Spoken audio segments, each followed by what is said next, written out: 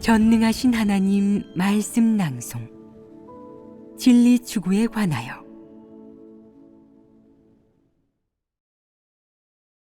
진리 추구란 무엇인가? 5. 사람이 관념적으로 옳고 좋다고 여기는 것들에 관해서는 이미 많이 이야기했다. 내가 반복적으로 이야기한 목적은 이 화제가 진리와는 어느 정도 거리가 있고 진리와 같은 선상에 놓을 수도 없지만 사람과 이를 바라보거나 저신하고 이 일을 처리하는 것과 관련이 있음을 알게 하기 위함이다.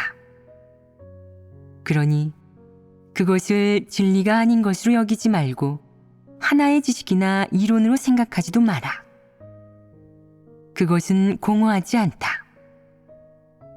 사람이 관념적으로 옳거나 좋다고 여기는 것들은 사람의 마음 깊은 곳에서 늘 생각을 통제하고 사람과 이를 바라보거나 저신하고 일을 처리하는 시선, 입장을 통제하기에 이러한 것들을 분명히 알려주어 깨닫게 하고 분별하게 할 필요가 있다.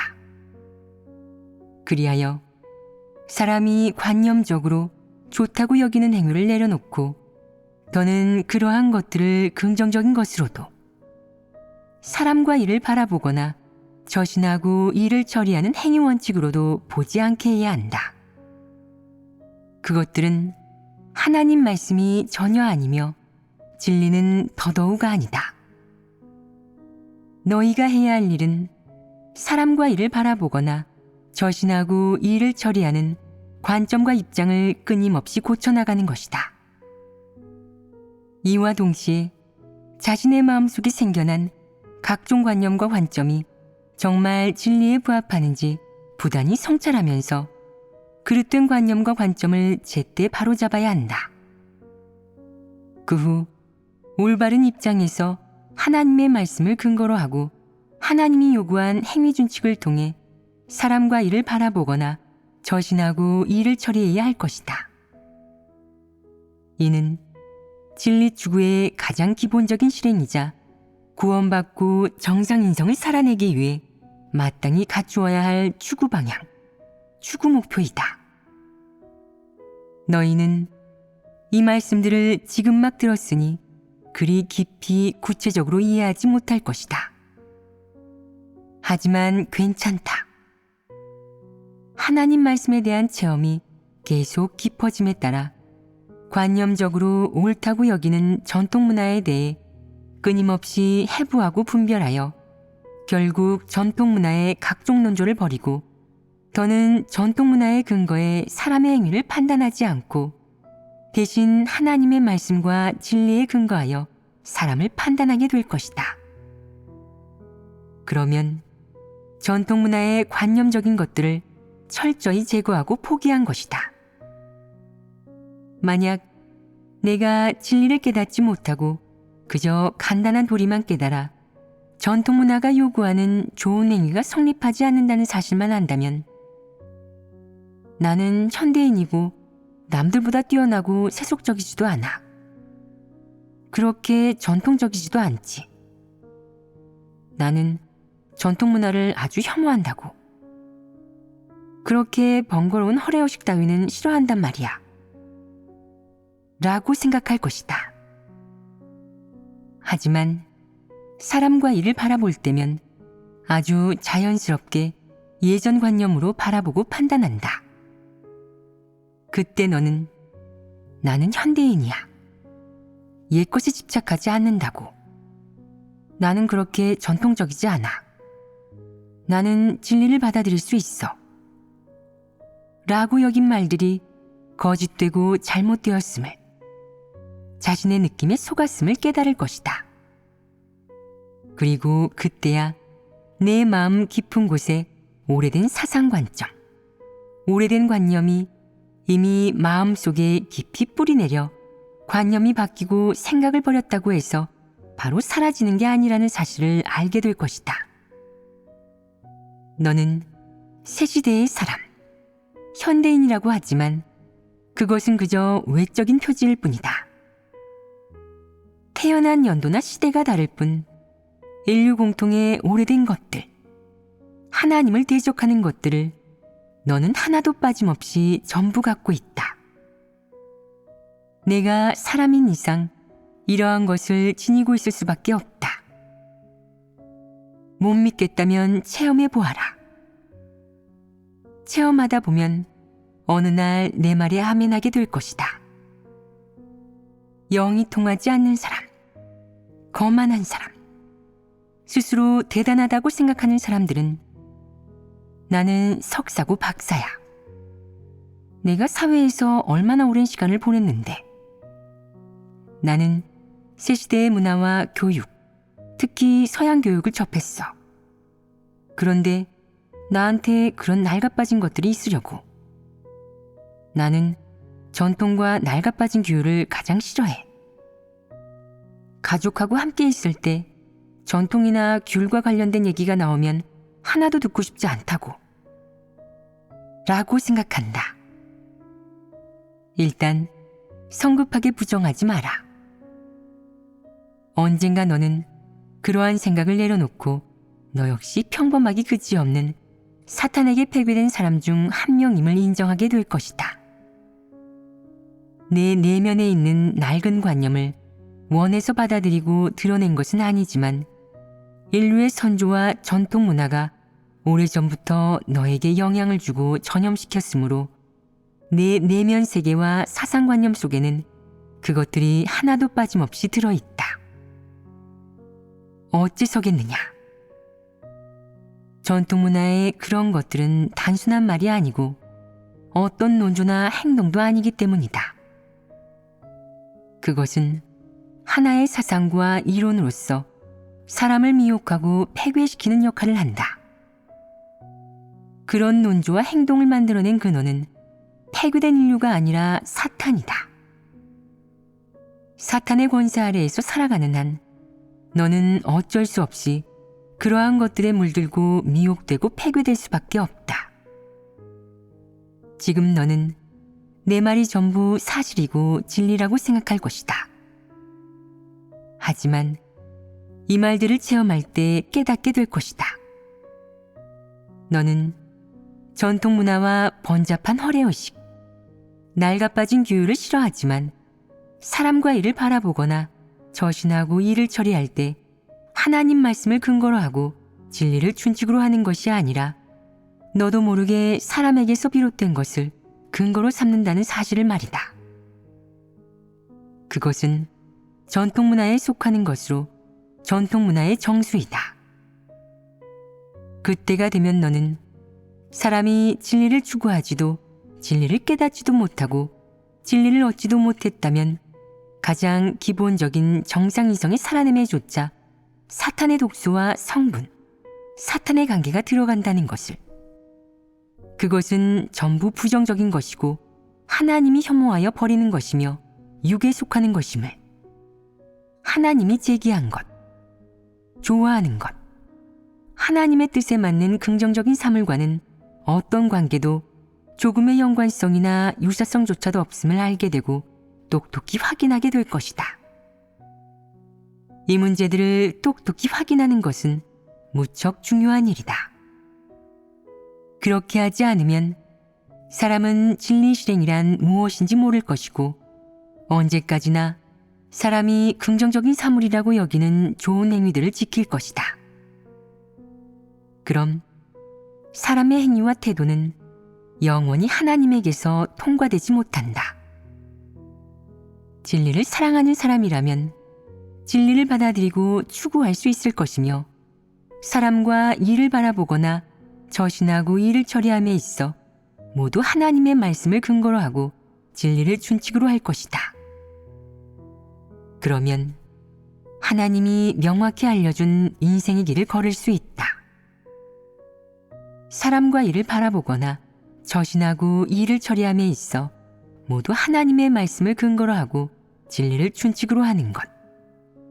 이 진리 원칙은 사람에게 더없이 중요하고 필수적이다.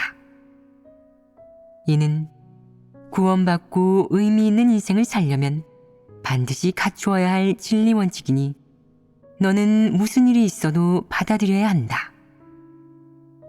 이 일에서는 선택의 여지가 없으며 누구도 예외가 될 수 없다. 만약 내가 진리를 추구하지 않고 이 진리 원칙을 받아들이지 않는다면 내 나이가 많든 적든 지식이 있든 없든 믿음이 크든 보잘것없든 어떤 사회계층이나 집단에 속하든 상관없이 하나님이 요구한 기준과 전혀 관계가 없을 것이다. 내가 해야 할 일은 사람과 일을 바라보거나 저신하고 일을 처리함에 있어 하나님의 말씀을 근거로 하고 진리를 준칙으로 하는 것이다. 이는 내가 추구해야 할 유일한 길이니 까탈스럽게 따지고 고르면서 내 관념에 맞는 거라면 진리로 여겨 받아들이겠지만 내 관념에 맞지 않는 거라면 거부할 거야. 나는 내 뜻대로 할 거라고. 진리를 추구할 필요는 없어. 하나님 말씀의 입장에 서서 사람과 일을 바라볼 필요도 없지. 나한테는 내 관점이 있으니까. 내 관점도 꽤 고상하고 객관적이고 긍정적이거든. 하나님 말씀과 별로 차이가 없지. 당연히 하나님의 말씀이나 진리를 대신할 수도 있는 거야. 이 부분에서 나는 하나님의 말씀을 실행하거나 하나님 말씀을 근거로 하지 않아도 돼. 라고 말해서는 안 된다. 이런 관점과 추구 방식은 잘못되었다. 사람의 관점이 아무리 좋고 옳아도 잘못된 것으로 결코 진리를 대신할 수 없다. 진리를 받아들일 수 없다면 무엇을 추구하든 다 잘못된 것이다. 그렇기에 말하는데 사람과 일을 바라보거나 저신하고 일을 처리함에 있어 모두 하나님의 말씀을 근거로 하고 진리를 준칙으로 하는 것에 있어 너에게는 선택권이 없다. 너는 그저 착실하게 이 말대로 행동하고 실천하고 체험하며 조금씩 이 말을 인식하고 내 패구의 성품을 알고 이 말의 실제에 진입하면 된다. 그렇게 해야 마지막에 진리 축으로 도달해야 하는 목표를 이룰 수 있을 것이다. 그렇게 하지 않는다면 내 노력과 버린 것, 내가 지불한 대가는 전부 물거품이 되고 모두 헛수고가 될 것이다. 이해했느냐? 진리 추구란 무엇이냐? 사람과 일을 바라보거나 처신하고 일을 처리함에 있어 모두 하나님의 말씀을 근거로 하고 진리를 준칙으로 하는 것입니다. 그렇다. 착실하게 온전히 절대적으로 그 말대로 실행하는 것이다. 그 말을 내가 추구하는 목표이자 생명의 실제가 되게 한다면 너는 진리를 추구하는 사람이다. 어떤 불순물도 사람의 뜻도 들어가서는 안 되며 요행 심리를 가져서도 안 된다. 그래야 옳다. 그렇게 한다면 진리를 얻을 희망이 있을 것이다. 그럼 사람의 관념 속 좋은 행위를 교제하고 해부할 필요가 있지 않겠느냐? 너희에게 어떤 긍정적인 지도와 도움을 가져다 주겠느냐? 이 말들이 너희가 사람과 일을 바라보거나 저신하고 일을 처리하는 근거와 준칙이 될 수 있느냐? 그렇습니다.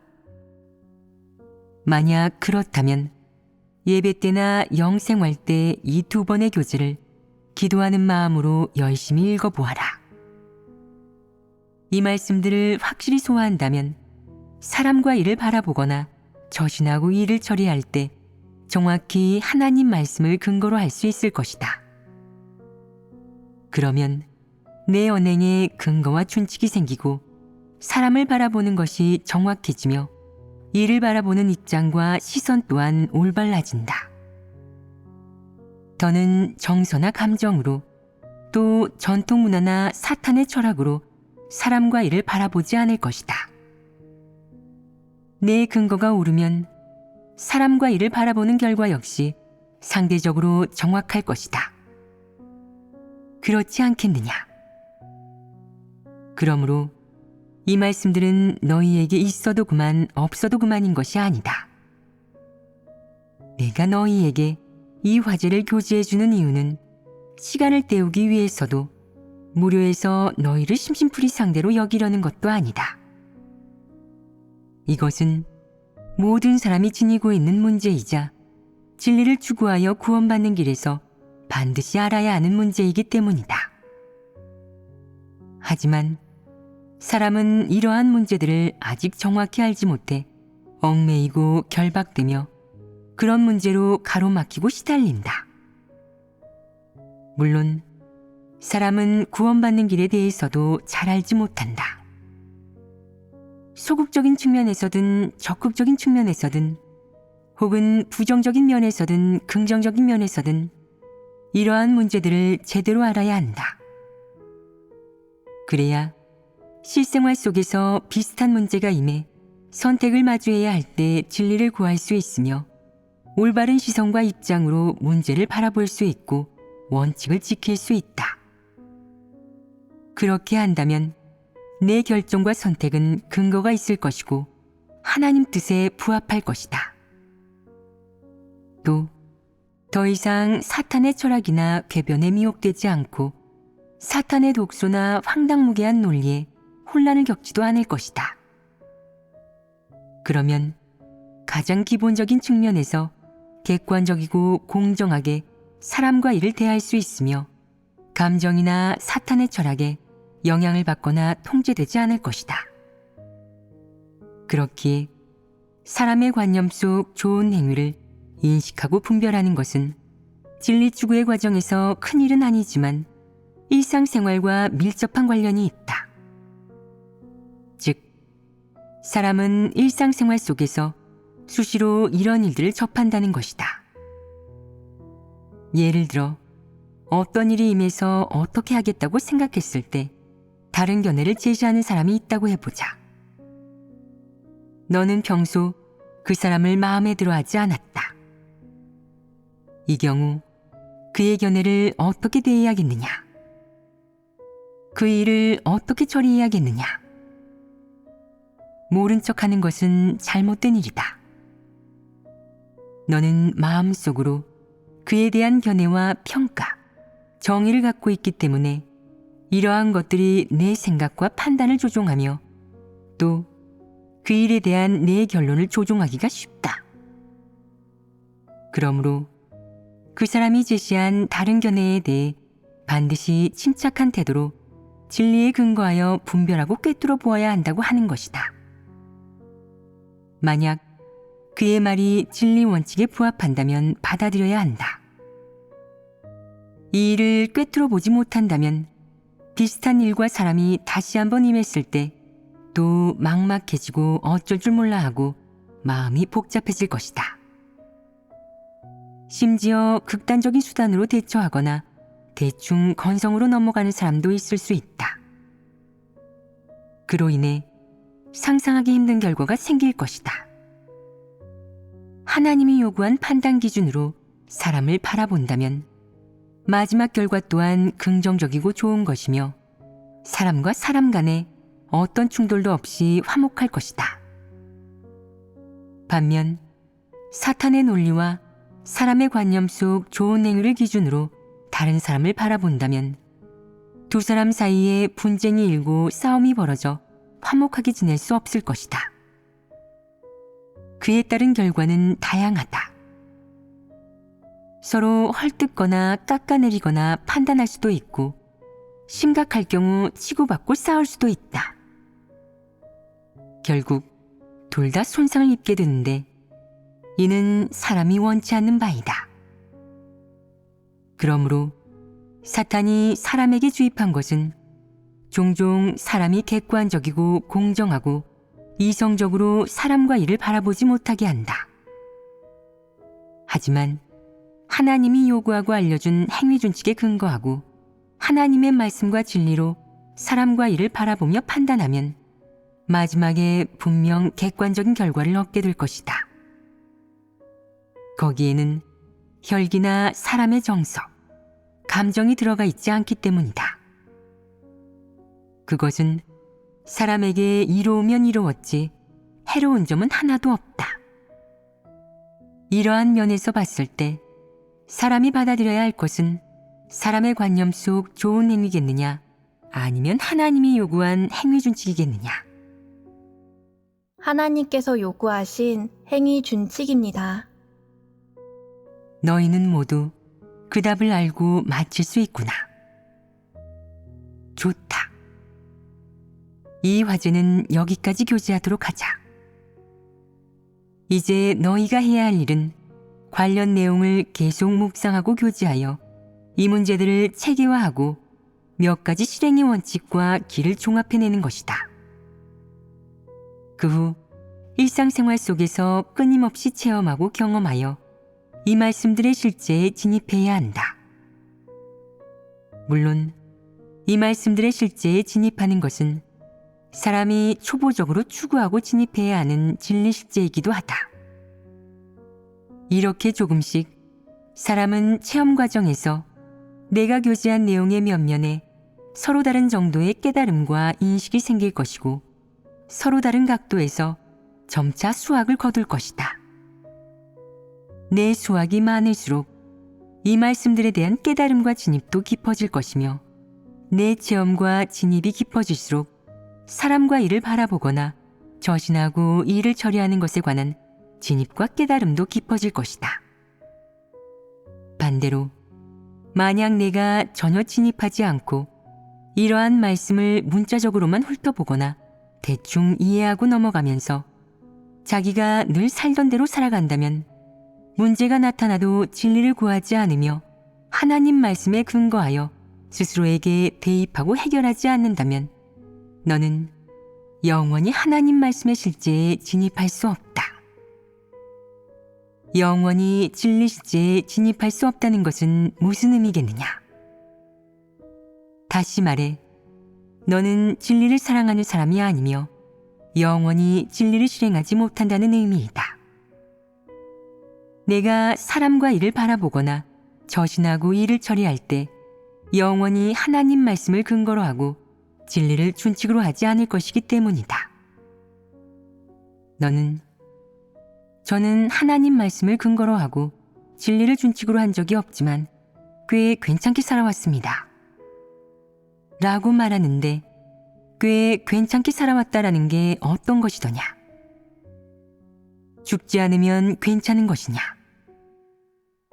내 추구 목표는 구원받는 것이 아니며 너는 진리를 받아들이지도 깨닫지도 못한다. 그런데도 꽤 괜찮게 살아왔다고 한다면 내 삶의 질은 매우 떨어지고 내가 살아낸 인성의 품질은 더없이 낮을 것이다. 관용적 표현으로 이야기하자면 너는 사람답지 않게 살아온 것이다. 너는 하나님 말씀을 먹고 마시지 않았고 진리를 깨닫지 못하며 사탄의 성품과 사탄 철학으로 살기 때문이다. 너는 인두겁을 쓴 존재이지 인간이 아니다. 그런 사람의 삶의 질이 어떨 것이며 그런 사람의 삶이 어떤 가치가 있겠느냐? 자신과 타인에게 어떤 도움도 되지 않는다. 그런 삶은 질이 무척 떨어지고 어떤 가치도 없다. 오늘 왜 전통관념과 전통문화에 관해 교제하고 해부하는지 너희는 알고 있느냐? 좋아하지 않기 때문이겠느냐? 아닙니다. 그럼 이런 화제를 교제하는 의의는 무엇이겠느냐? 최종적으로 이루려는 목적은 무엇이겠느냐? 저희의 어떤 행위와 태도가 전통문화에 지배되고 있는지, 저희가 사탄의 철학으로 살아가고 있지는 않는지 성찰하는 데 도움을 주시기 위함입니다. 진리를 깨달아 분별하게 되면 하나님께서 말씀해 주신 요구와 준칙대로 정상인성을 살아낼 수 있으며 진리 추구의 길을 걸을 수 있습니다. 그렇다. 그런데 답변이 좀 장황하구나. 가장 간단하고 직접적인 답은 무엇이겠느냐? 이 화제를 교제하는 최종 목적은 딱 하나다. 사람으로 하여금 무엇이 진리이고 무엇이 진리 실행인지 알게 하는 것이다. 이 두 가지 질문을 알면 전통문화가 제창하는 좋은 행위를 분별할 수 있고 더 이상은 그런 좋은 행위들을 진리 실행이나 사람다운 모습을 살아내는 기준으로 여기지 않을 것이다. 사람은 진리를 깨달아야만 전통문화의 속박에서 벗어날 수 있고 진리 실행이나 사람이 갖추어야 할 좋은 행위에 대한 잘못된 이해, 잘못된 관점에서 벗어날 수 있다. 그러면 정확하게 진리를 실행하고 추구할 수 있다.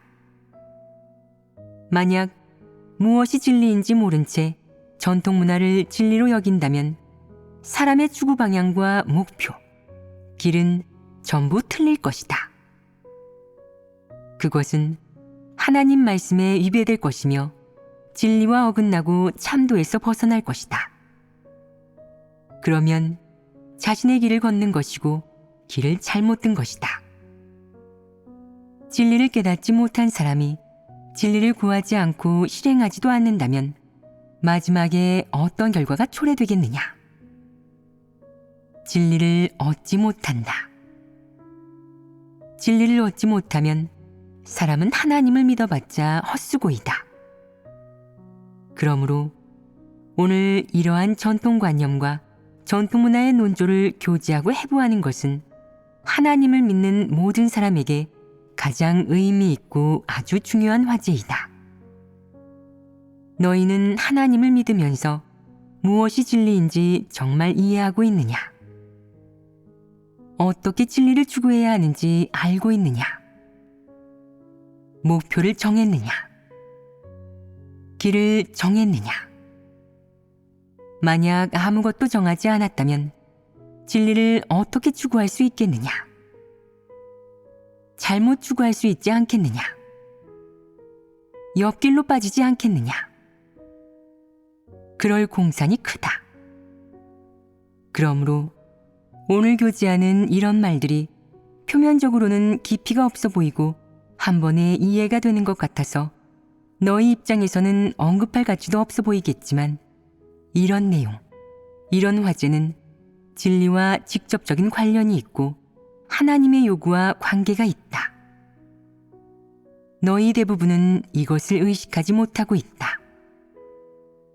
너희는 모두 이치상으로 전통문화나 인류의 사회과학이 진리가 아니며 민족의 풍습은 더더욱 진리가 아니라는 사실을 알고 있다. 그런데 너희는 정말 이러한 것들의 본질을 꿰뚫어 보았느냐?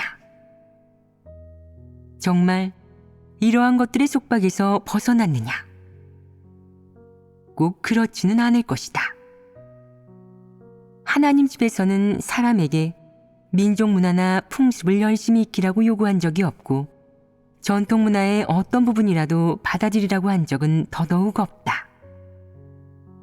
이러한 일을 하나님 집에서는 언급한 적이 없다.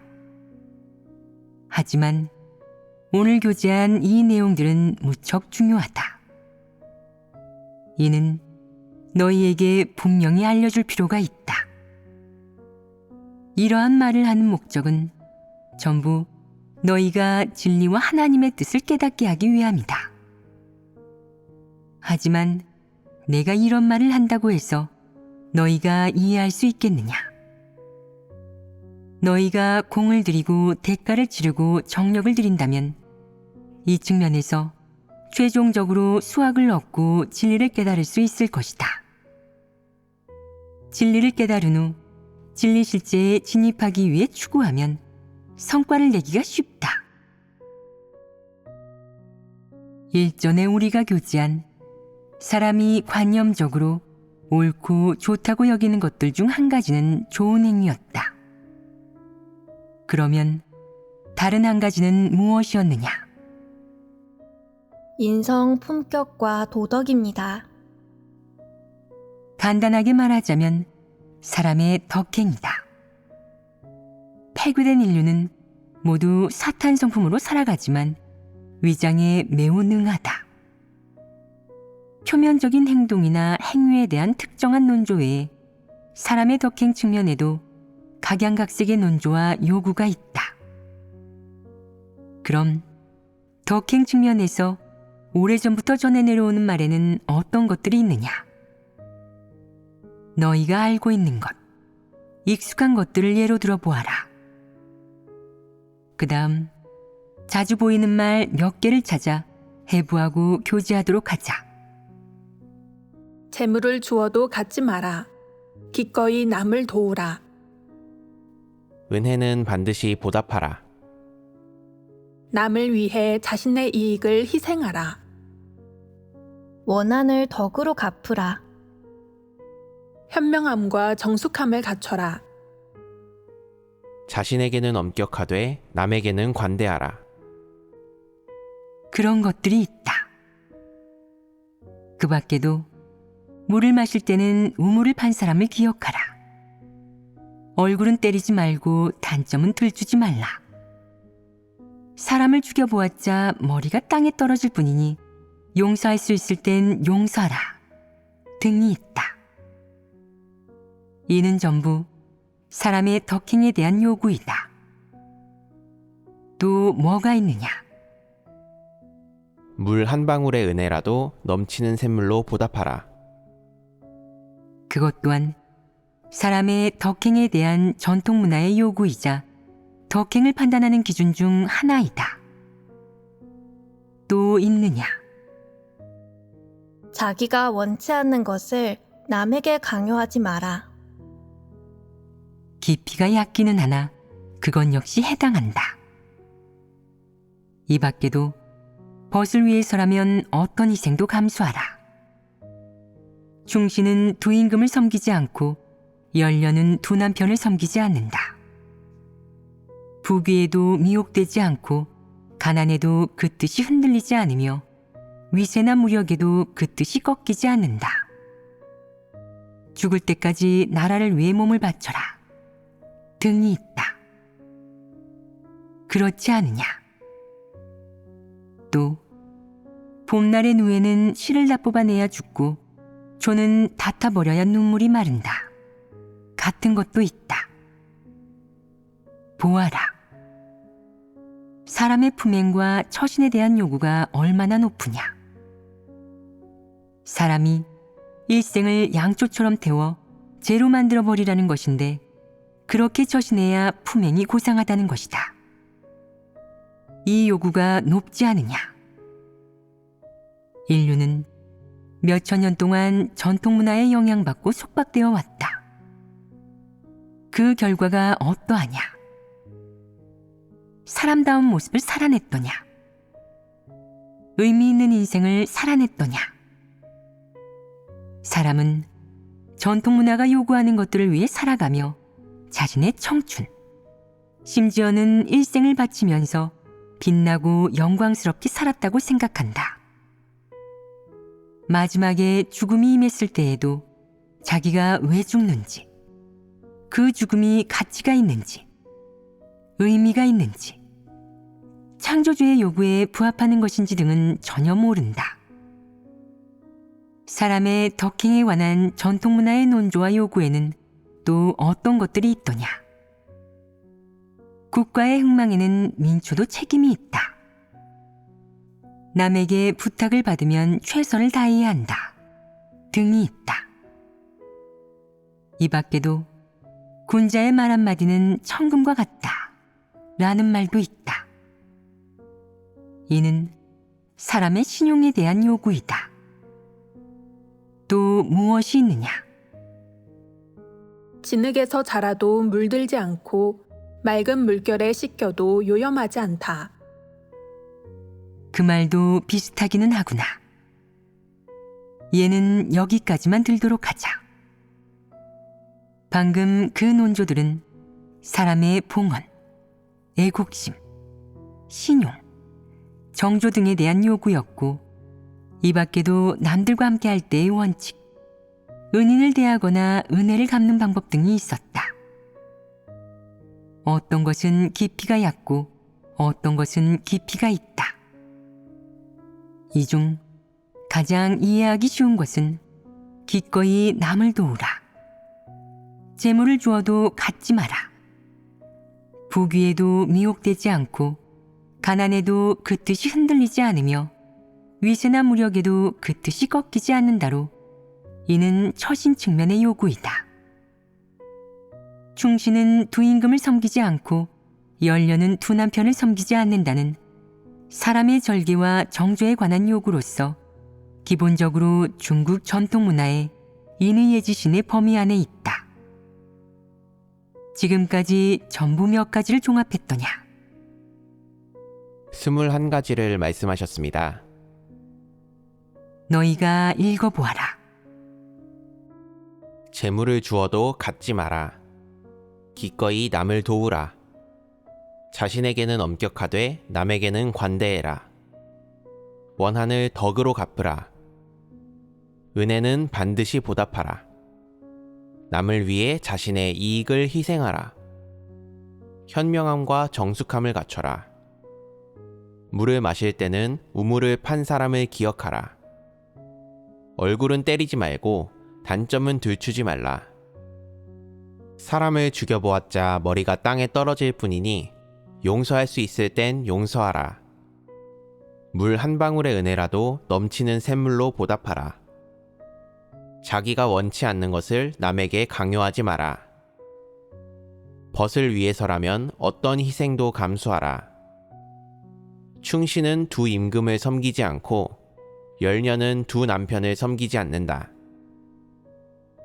부귀에도 미혹되지 않고 가난에도 그 뜻이 흔들리지 않으며 위세나 무력에도 그 뜻이 꺾이지 않는다.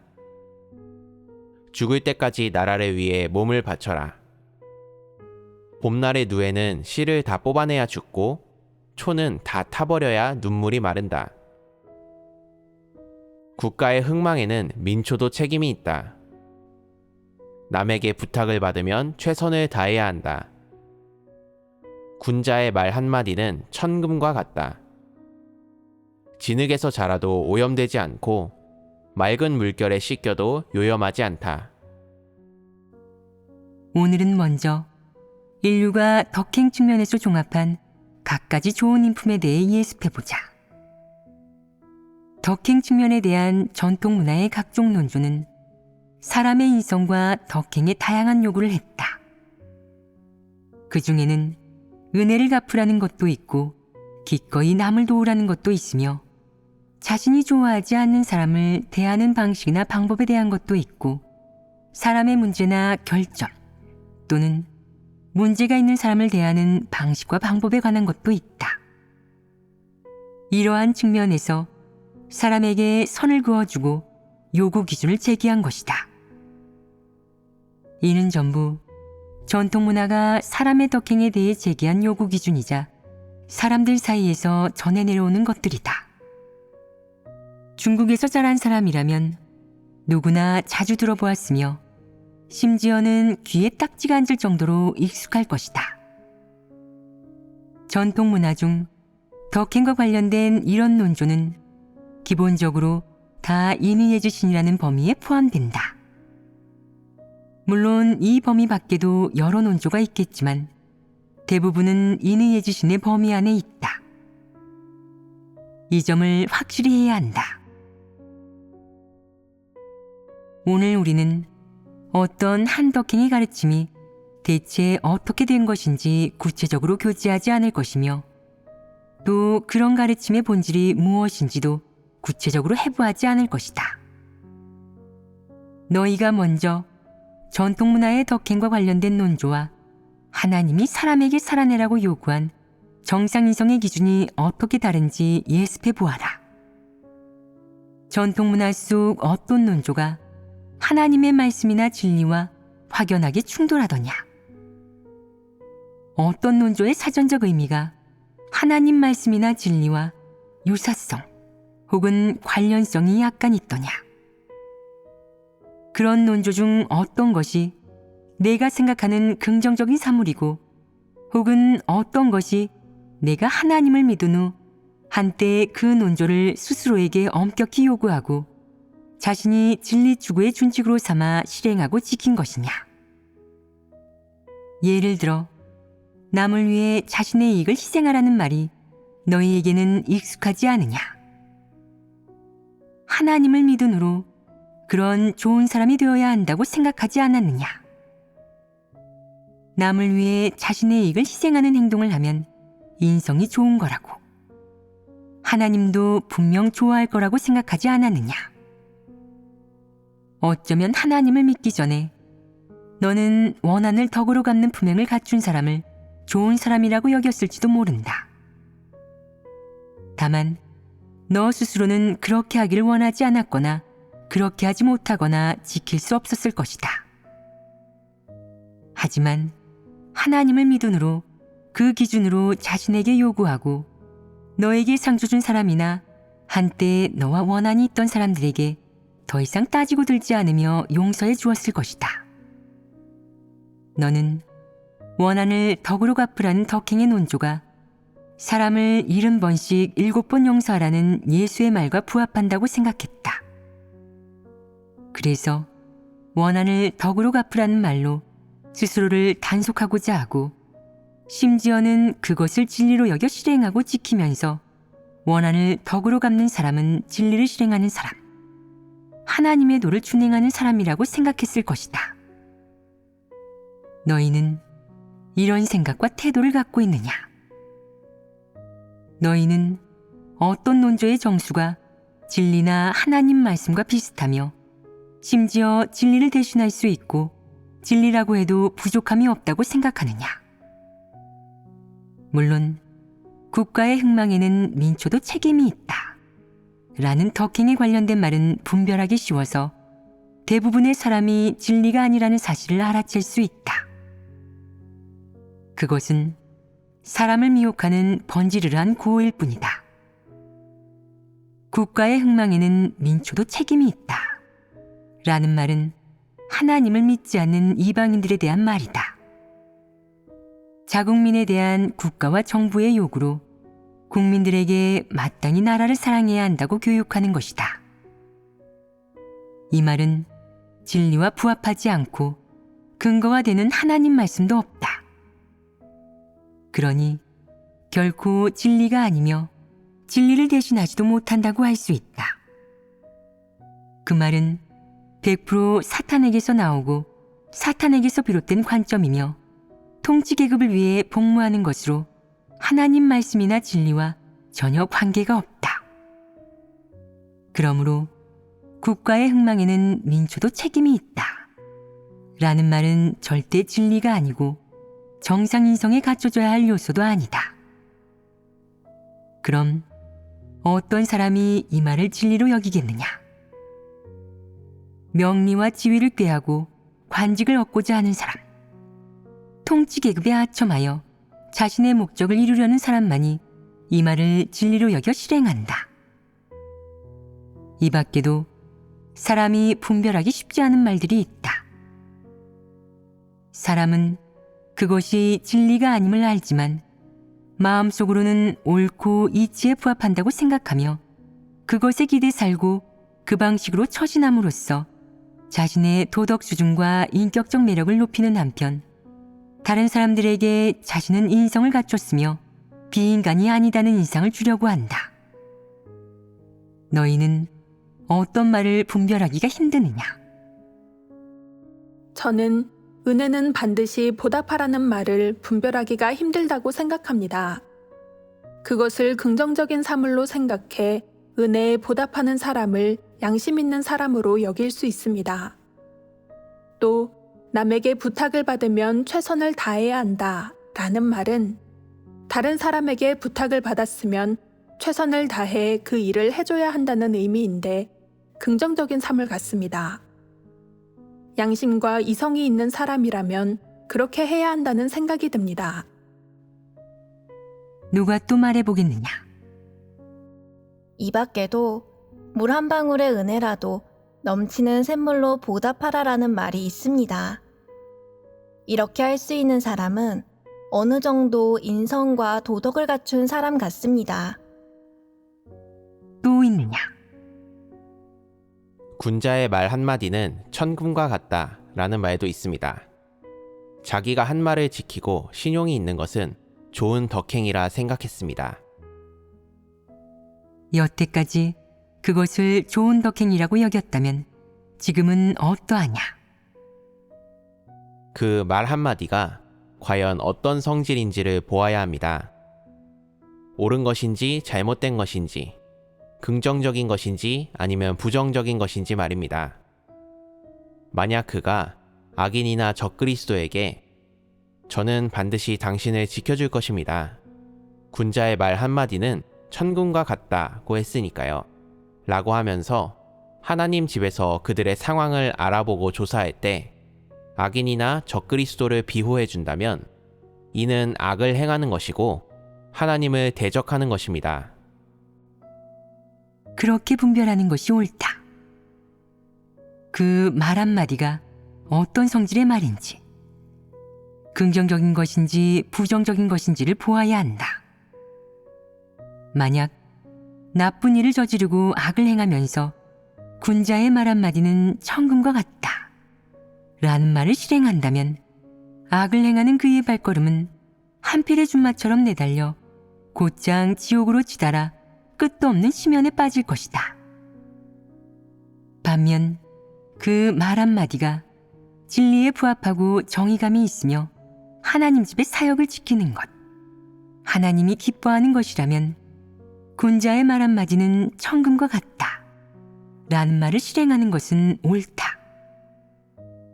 이러한 일들을 볼 때 전통문화의 말을 반드시 분별할 줄 알아야 하며 상황과 배경을 보아야지 함부로 사용해서는 안 된다. 어떤 말들은 분명히 현실에 부합하지 않으며 잘못된 것이다. 이런 말들은 특히 신중하게 돼야 돼 사설이나 궤변으로 보아야 한다. 반면 어떤 말들은 특정 배경이나 범위에서만 옳다. 만약 환경과 배경을 바꾼다면 성립하지 않고 틀릴 것이며 사람에게 해가 될 것이다. 이런 것을 분별하지 못한다면 중독되거나 해를 입기 쉽다. 전통문화의 말이 사람 눈에 옳게 보이든 틀리게 보이든 성립하든 성립하지 않든 그것은 진리가 아니고 하나님 말씀에 부합하지 않는다. 이는 분명한 사실이다. 사람이 보기에 옳아도 하나님이 보기에 꼭 옳으리란 법은 없다. 또 사람의 눈에 좋은 말로 보여도 실행하면 사람에게 꼭 도움이 되는 것도 아니다. 요컨대 진리에 부합하지 않고 진리가 아닌 것은 사람이 실행하든 하지 않든 쓸 수 있든 없든 모두 사람에게 해가 되니 받아들여서도 사용해서도 안 된다. 많은 사람이 이것을 분별하지 못하고 사람의 눈에 옳게 보이는 것, 혹은 폐괴된 인류가 옳다고 공인한 것들을 다 진리로 여겨 대하며 진리로 여겨 지키고 실행한다. 이것이 적절하겠느냐? 이렇게 거짓 진리, 가짜 진리를 실행해서 하나님께 인정받을 수 있겠느냐? 인류가 옳다고 공인하는 것, 진리라고 공인하는 것은 모두 거짓되고 꾸며낸 것들이며 영원히 버려야 하는 것들이다. 그럼 너희가 마음속으로 옳고 긍정적이라고 여기는 것들이 정말 진리가 맞겠느냐? 수천 년간 누구도 그 말들을 부정하지 않았으며 모두가 옳고 긍정적이라고 생각해왔다. 하지만 그것이 과연 진리가 될 수 있겠느냐? 불가능합니다. 진리가 될 수 없다면 그것이 진리겠느냐? 진리가 아니다. 만약 사람이 그런 말들을 진리로 보고 하나님 말씀에 섞어 함께 실행한다면 그런 말과 논조들이 진리의 경지에 오를 수 있겠느냐? 절대 불가능하다. 사람이 어떻게 추구하고 지키든 하나님은 영원히 인정하지 않을 것이다. 하나님은 거룩하기 때문이다. 하나님은 폐괴된 인류가 사탄에게 속하는 것을 진리나 하나님의 말씀과 한데 섞는 행위를 절대 용납하지 않는다. 사람의 사상과 관점에서 생긴 것들은 모두 사탄에게서 비롯되었기에 아무리 좋아도 진리가 아니고 사람의 생명이 될 수도 없다.